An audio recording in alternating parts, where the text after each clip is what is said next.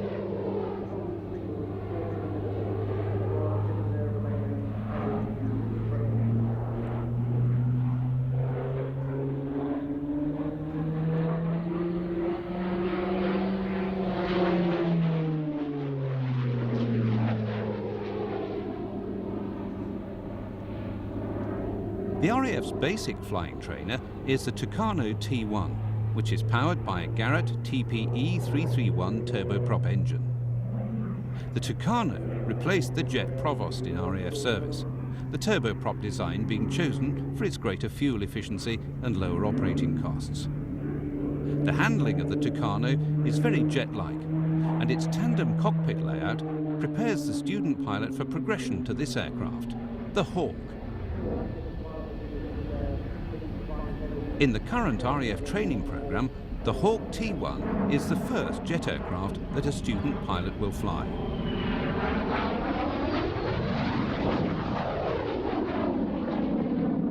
One of the most successful British aircraft in recent history, a number of foreign air arms fly the Hawk, including Abu Dhabi, Finland, Kenya, Saudi Arabia, South Korea, Switzerland, and the United States Navy.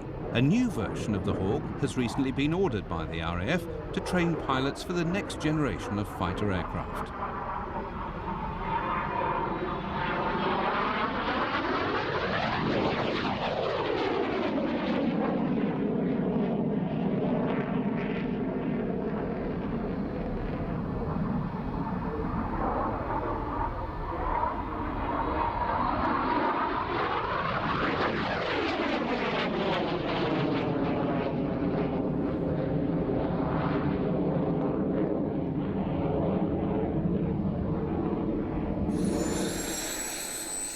The Chinook that we're sitting in right now is an HC Mark II. It's an old design. It was designed in the early 60s at the time when the Americans were fighting in Vietnam, and it's been slowly upgraded over the years. The Royal Air Force, have added lots of extra little bits to it, so it's probably one of the most advanced Chinook variants around, with lots of additional electronic and avionic equipment on board.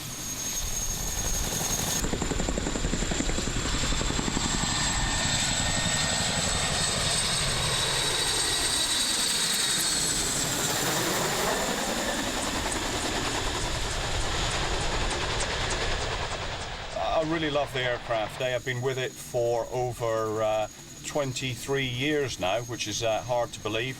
I love flying it. It's a very easy aircraft to fly, believe it or not. It's got very few vices, very flexible, and as we say in the trade, it is the helicopter of choice with the British Army. It's the one that they ask for every time, whenever they need lift. It's the Chinook that they ask for. Helicopter command, because now all helicopters come under one commander, and whether it's Army, Navy or Air Force, they're all operated by one command.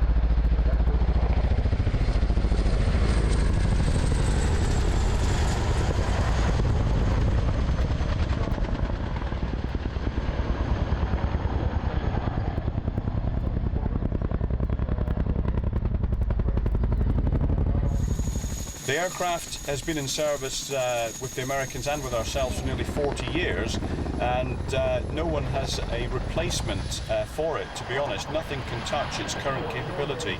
So as far as I'm aware, Boeing's plans are to upgrade it further with bigger engines, more capable gearboxes. So as far as I'm concerned, the Chinook will only get bigger and better. The Chinook actually flies no different to any other helicopter, conventional helicopter with a single rotor and a tail rotor.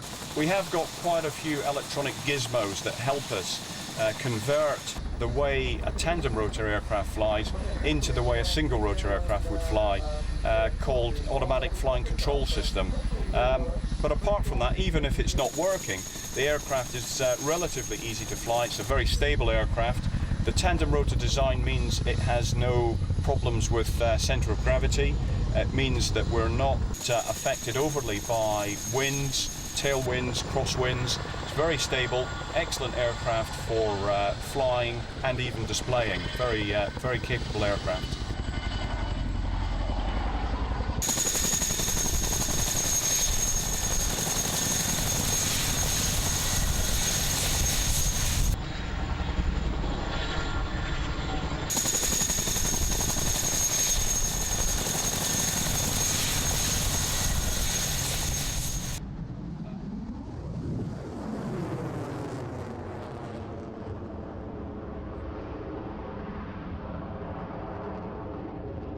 The next RAF type was the Tornado F3.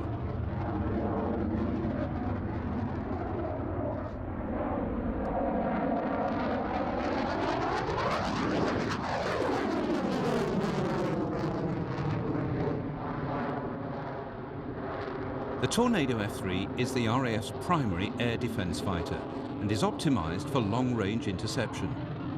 It can patrol for over 3 hours at 350 miles from base. The F3 has recently undergone a number of upgrade programs to allow the use of advanced medium-range air-to-air missiles and advanced short-range air-to-air missiles. The aircraft is also fitted with an internally mounted 27mm Mauser cannon.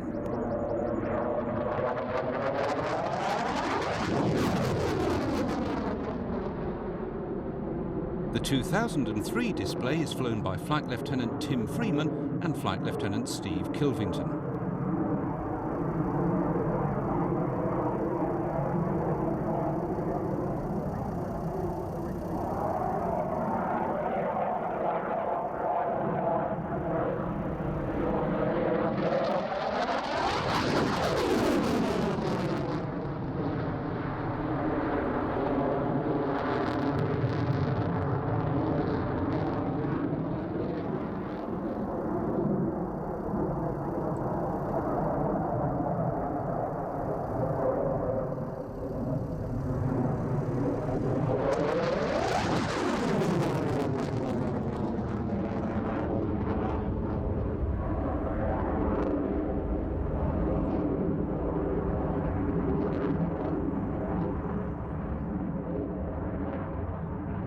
The second Tornado variant at the show was the GR4.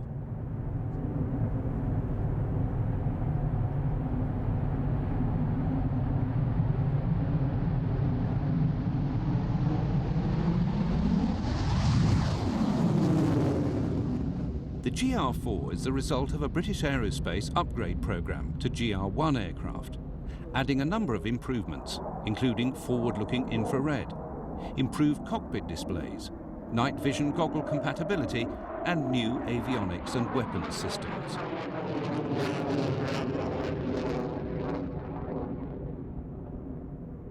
Most recently, GR4s were involved in Operation Telic, the liberation of Iraq. This operation marked a number of firsts for the GR4. 617 Squadron debuted the Storm Shadow standoff missile. Enhanced Paveway 2 and 3 GPS-guided bombs were used, as were improved Alarm 2 anti-radar missiles. The GR4 was flown at the show by Flight Lieutenants John Nixon and Stu Oliver.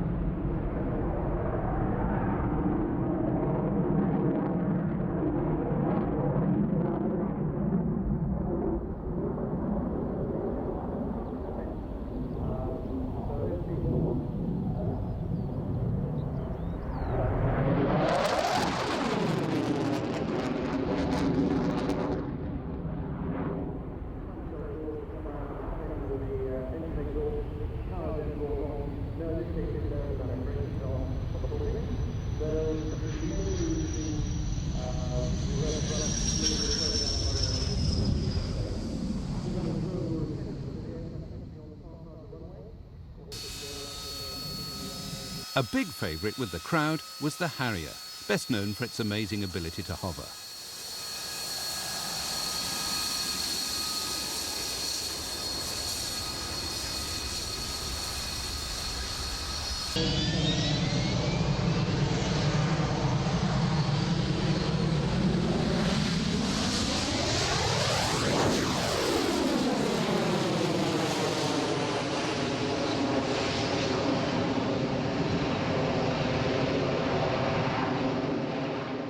The GR7 is, in effect, a license-built American-designed AV-8B Harrier II, fitted with RAF-specific navigation and defensive systems, as well as other changes, including additional underwing pylons for Sidewinder missiles. The improved design of the GR7 allows the aircraft to carry twice the load of a GR3. It's used in both the air interdiction and close air support roles.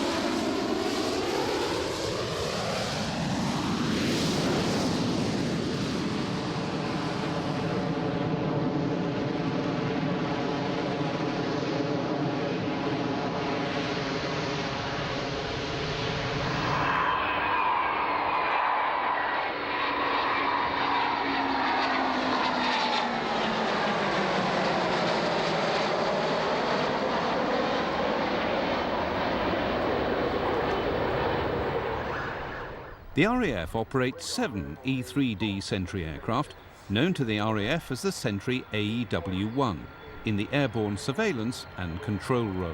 The aircraft are operated by No. 8 and 23 squadrons as the UK's contribution to the NATO Airborne Early Warning Force.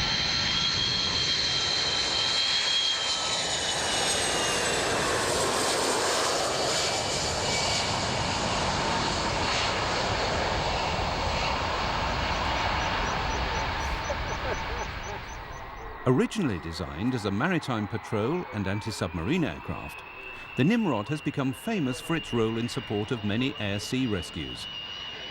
Less well known is the secondary role for which a number of aircraft were adapted.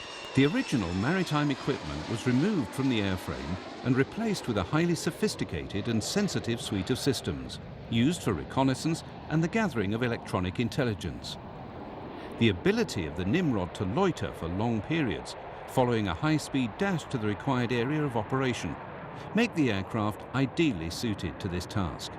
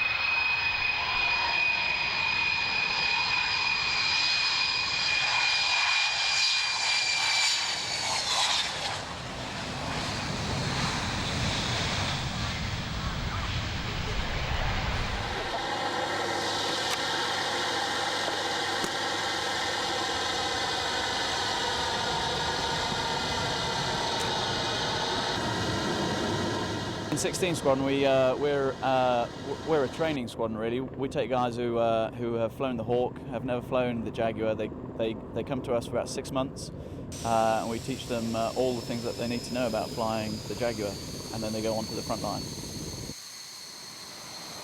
Well, first of all, it looks pretty sexy. I mean, you've got to like that. It's very smooth to fly when you're at low level. When you're flying down at 100 feet at 600 knots, it's quite comfortable. That increases the power, maybe 20-25% coming out of the engine. It also seriously increases the rate of fuel use. During the display, you'll see what looks like planes. The Jaguar was fitted with a miniature camera to give you a pilot's eye view of the display.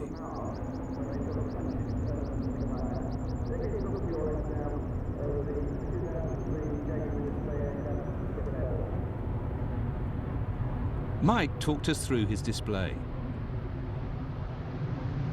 At 180 knots, I'm going to rotate to 50 degrees nose up, raising the undercarriage, putting the air conditioning on.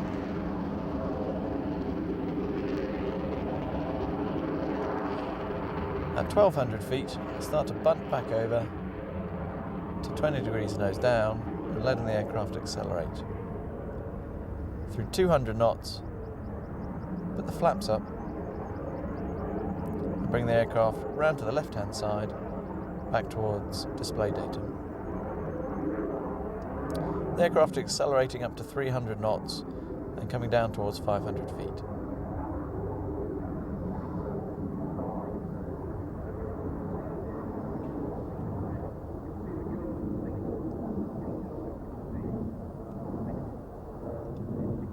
Pointing at datum, assessing my range from the crowd, and looking to start my min-radius turn.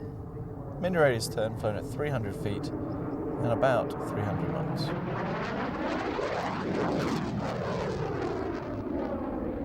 Rolling out, pulling up for a derry wing over. 40 degrees nose up, check and roll.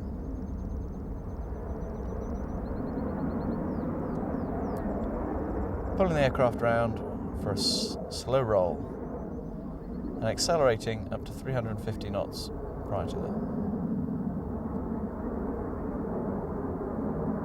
Looking for the crowd line, looking to achieve the 230 metre line. Rolling out at 1 mile now, quick nose up, and then at 12 to 14 seconds slow roll. Covering about 1 nautical mile in 12 seconds. Full reheat and going away from the crowd. Rolling out and nose up, 40 degrees nose up again for another derry wing under.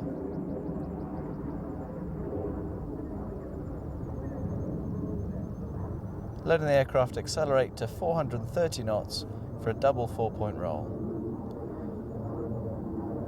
Again, adjusting the pull to achieve the 230 metre line. Down to 500 feet and 430 knots.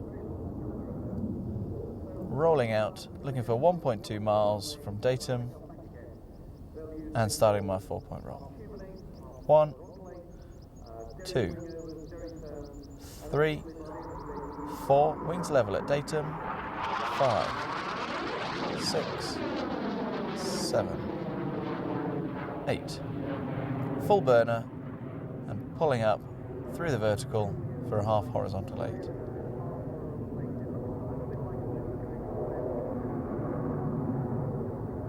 Checking my line.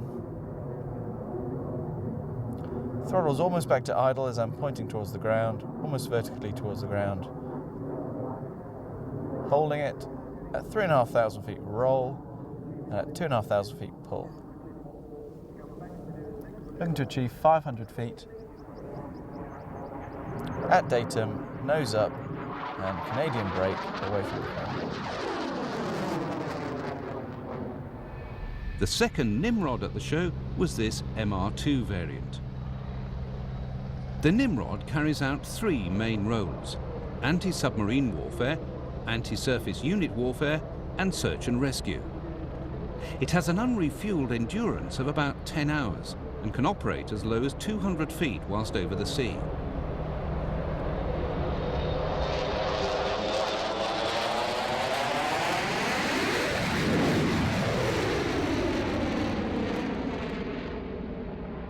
It served with distinction in the Falklands conflict, the Gulf War, and in support of the maritime blockade of the Balkans during the Bosnia crisis, while also regularly monitoring Russian naval movements.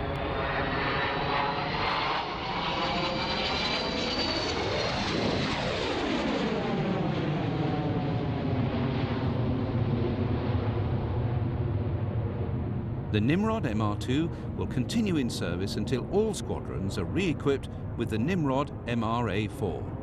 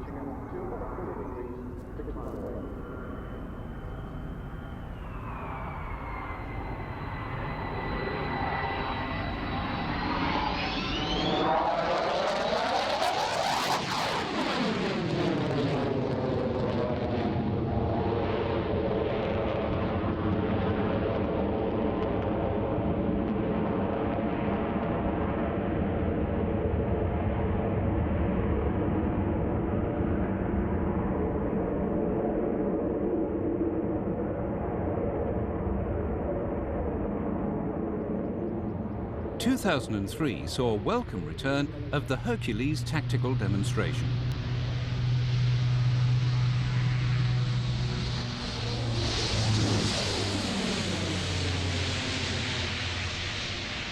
The Lockheed C-130 Hercules is the most numerous transport aircraft in the West and has been in production longer than any other aircraft in history.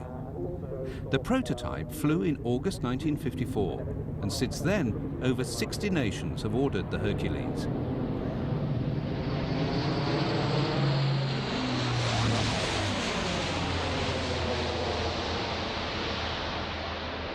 The Hercules C-130J is fitted with new Allison turboprop engines, 6-bladed composite propellers, and a full authority digital engine control. This propulsion system increases takeoff thrust and is more efficient.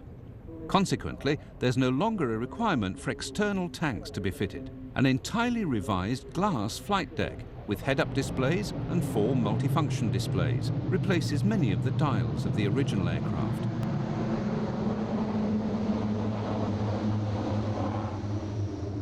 This tactical demonstration showed just how vital the Hercules is to RAF operations.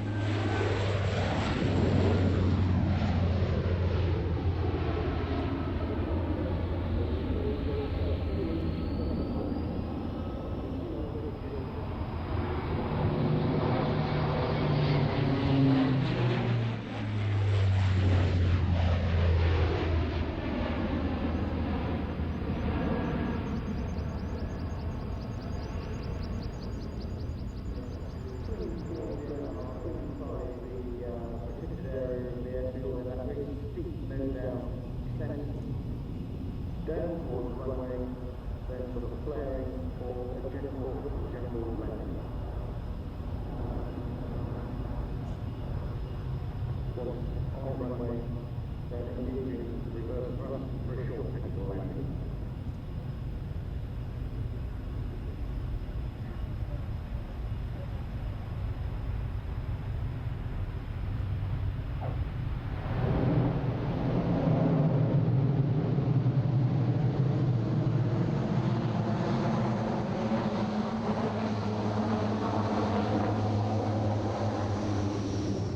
There was also a number of rotary aircraft at the show.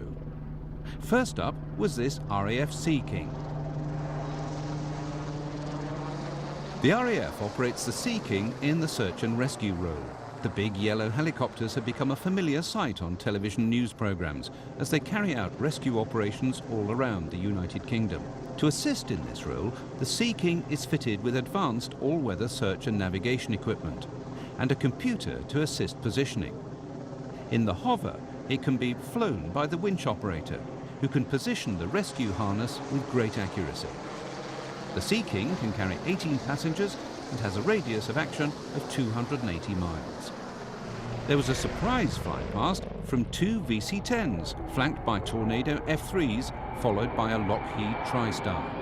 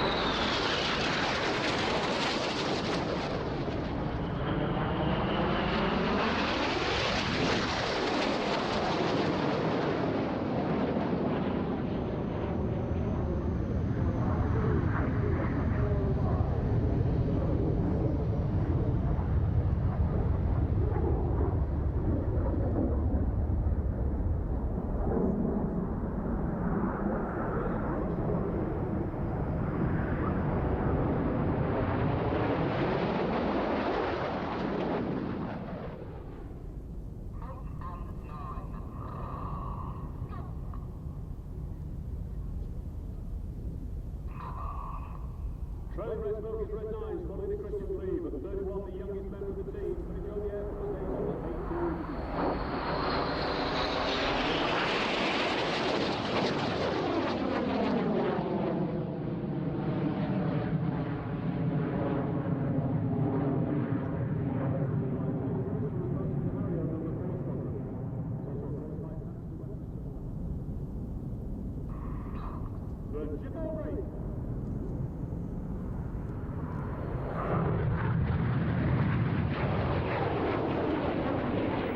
The C-17, the Royal Air Force's newest transport. An absolutely enormous aeroplane, this. I mean, that wingspan, that is the length of a football pitch. So if you put this aircraft sideways onto a football pitch, the wings would fill the length and the fuselage would just about fill the width of the pitch. And the maximum weight of this aircraft rises to an enormous 500,000 pounds.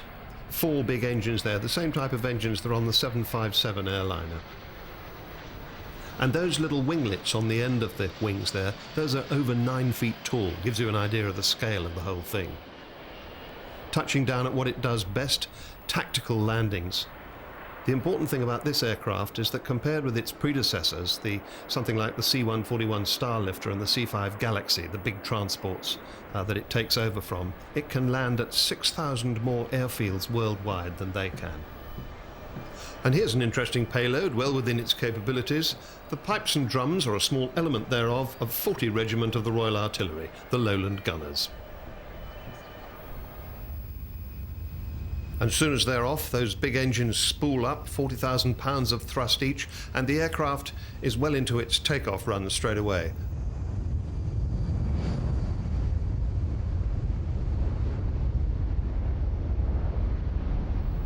The C-17 of 99 Squadron of the RAF, Flight Lieutenant Simon McGarrigle and Ed Dark, the two-man flight crew. And now the RAF's newest helicopter, the EH-101 Merlin HC-3 of 28 Squadron at RAF Benson. Talking to us about it, the captain sitting on the right here, Squadron Leader Mark Beardmore. The Merlin entered service in 2001, 2002, and they were sent straight to 28 Squadron based at RAF Benson in Oxfordshire. The aircraft is used in the sport helicopter role and augments the other aircraft we currently have type. The aircraft is employed by the Joint Helicopter Command.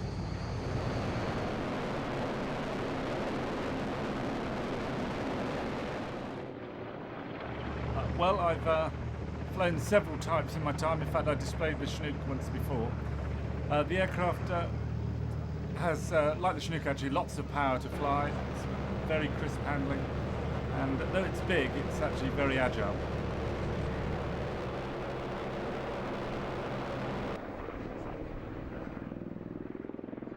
And you know, the airplane's built on an Anglo-Italian partnership with Augusta, and the Italian forces have them. They use the aircraft. And also the Canadians use them in the search and rescue role.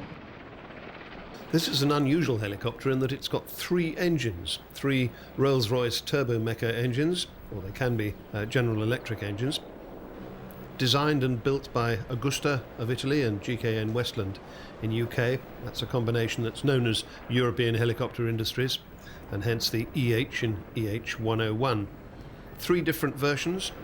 There's a civil version, a sort of helicopter airliner, military land-based version, that's this one, and that's the Mark III, and there's a naval version as well for shipborne use, that's the Mark I. And Westland claims that no other helicopter is as flexible in meeting that number of requirements. In case you're wondering about the instrument panel and why it's flickering like that, it doesn't do that really. It's just that our onboard mini camera can't quite get synchronized with the pictures on those electronic instrument displays. Perhaps EH-101's major achievement is that it's been selected to be the presidential helicopter in the United States of America, the first time the Americans have ever used a non-American, and in this case European, aircraft for that job. Of course, it's going to be manufactured in America, but nonetheless it is still the EH-101 that is going to carry future presidents around. And another result of that is that European helicopter industries are in a very good position to tender for a much larger contract with the American military for this helicopter. So this Air Force version of the helicopter has a ramp at the back, and it can actually take vehicles in the back of this aircraft. Not very big ones, but something like a Gator, for instance. And this one is driven by Flight Sergeant Gareth Attridge. And already the aircraft is airborne straight away, closing the ramp up immediately.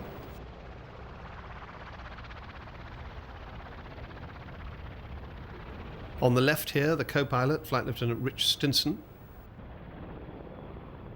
Mark Beardmore here demonstrating the agility of this very large helicopter. I mean, this can carry 5 tons of freight, which is an awful lot in helicopter terms, but it's still able to throw itself about the sky with abandon.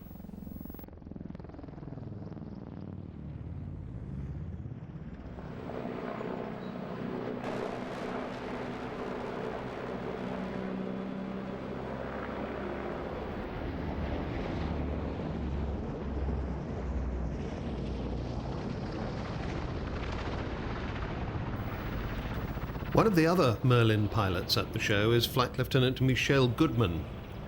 She came to a Royal International Air Tattoo at the age of 9, and she was inspired to join the Royal Air Force. REACT, it made me decide, GCSEs, A-levels, even university was all geared around joining the RAF.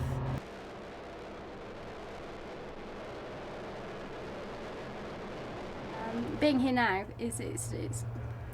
it feels like quite an achievement to actually, from 9 years old, knowing what I wanted to do, to actually getting here. It was definitely a dream come true, yes.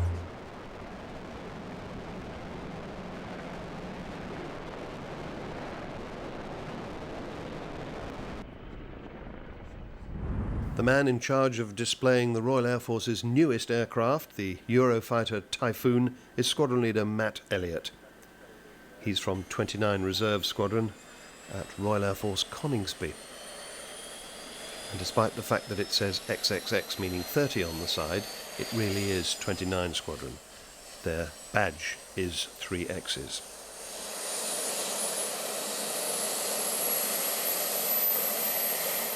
Typhoon's the result of a European staff requirement for a high-performance, single-seat agile combat aircraft, although this one actually is the 2-seat trainer version. It should be optimised, as they say in the business, for the air superiority role, which means that it should be an excellent fighter, not only at dogfighting, close combat scenarios, as the jargon has it, but also able to take on aircraft and missiles at ranges where they can't even be seen. That's called BVR, or Beyond Visual Range. And on top of all that, Typhoon's required to have a comprehensive air-to-surface attack capability. That's to say, it needs to be a good ground attack aircraft, a good mud mover, in fact. Now, as Matt Elliott taxis round the loop towards his takeoff, the tension rises. The sound changes. Suddenly the reheat comes on those 2 enormous Eurojet EJ200 engines, 20,000 pounds of static thrust from each of them. And she's airborne. Straight into the display, straight into a vertical manoeuvre.